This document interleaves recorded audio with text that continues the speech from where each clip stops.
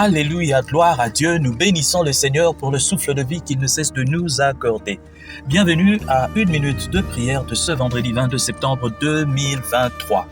Aujourd'hui, le Seigneur m'a mis à cœur de partager avec vous ce passage de Apocalypse, le chapitre 3 et le verset 14, 15, 16, 17 et 18. Il s'agit bien du message à l'ange de l'église de Laodicée. Nous lisons au nom de notre Seigneur Jésus-Christ. Voici ce que dit l'Amen, le témoin fidèle et véritable, le commencement de la création de Dieu.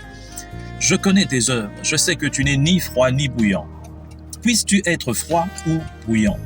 Ainsi, parce que tu es tiède et que tu n'es ni froid ni bouillant, je te vomirai de ma bouche.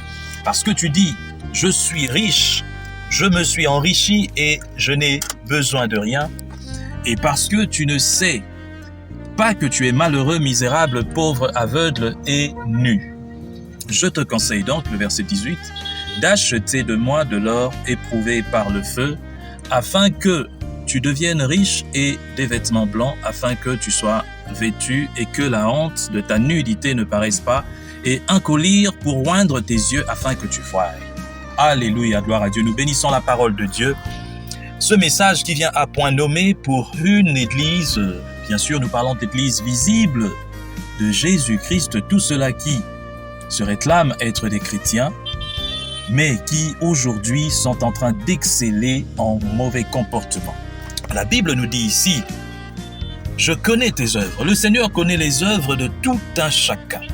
Je sais que tu n'es ni froid ni bouillant.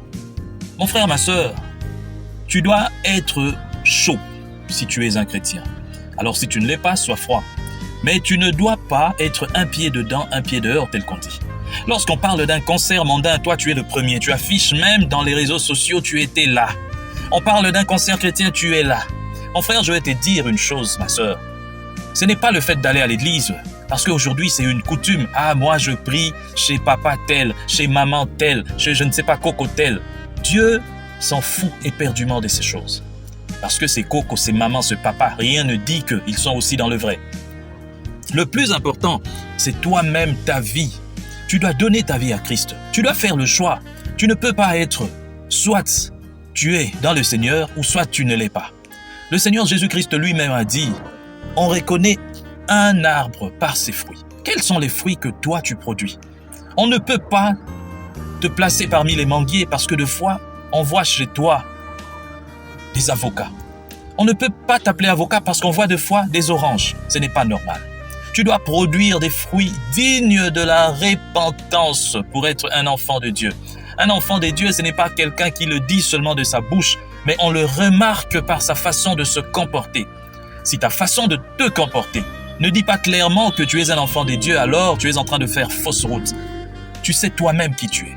Un enfant de Dieu n'a pas besoin d'aller crier sur le toit. On le voit dans sa façon de se comporter. On sait bien remarquer que celui-ci, c'est un enfant de Dieu. Celle-là.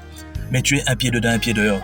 On parle de telle chose, tu es là, tu affiches. On parle de telle chose, tu es là, tu affiches. Et même de langage qui ne glorifie pas Dieu. Tu dois choisir ton camp. Et la Bible va encore très loin pour dire, tu penses que tu es riche, tu penses que tu connais Dieu. C'est toi qui t'affiches, qui dis des choses. Tu es forte lorsqu'il s'agit de critiquer les enfants de Dieu ou les serviteurs de Dieu. Tu penses que tu es sur la bonne voie, mais tu n'as jamais pris cette voie. Tu n'es même pas égaré, mais tu n'as jamais pris cette voie. Tu n'as même jamais commencé à marcher. Tu fais encore du surplace, mais c'est toi qui critiques les gens. Un adage dit, lorsque tu n'as pas encore traversé, ne te moque pas de ceux qui se noient. Tu n'as même pas encore entamé la traversée, mais tu te moques de ceux qui se noient. Eux au moins ont déjà essayé. Mais toi, tu n'as même pas essayé. Peut-être tu n'auras même pas le courage d'y aller. Sois chaud, bouillant, sinon tu finiras vomi par le Seigneur, tel que disent mes enfants chaque dimanche lorsqu'ils sortent des codymes. Jésus a dit, si tu es tiède, il te vomira. Être tiède, c'est être en même temps mondain, mais en même temps tu t'attaches aux choses de Dieu. Tu veux montrer aux gens que toi tu pries. Tu vas à la prière, tu te prends de photos n'importe comment, tu prends les programmes de prière, tu affiches, mais ton comportement, tu es un païen dans ton comportement. Et tu agis même pire que les païens, pire que les gens qui n'ont jamais dit qu'ils étaient des chrétiens. Tu es tiède.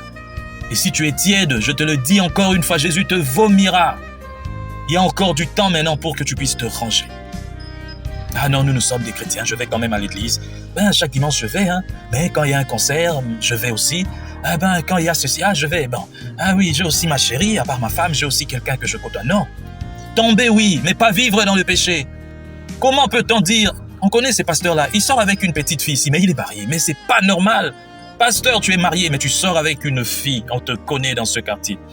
Je connais, mais c'est un pasteur, Notre DIRCAP, c'est un pasteur. Mais il détourne l'argent. Ce n'est pas normal. Tu es déjà jugé. Et puis après, vous viendrez dire, ne jugez pas. Oh, bien sûr que oui.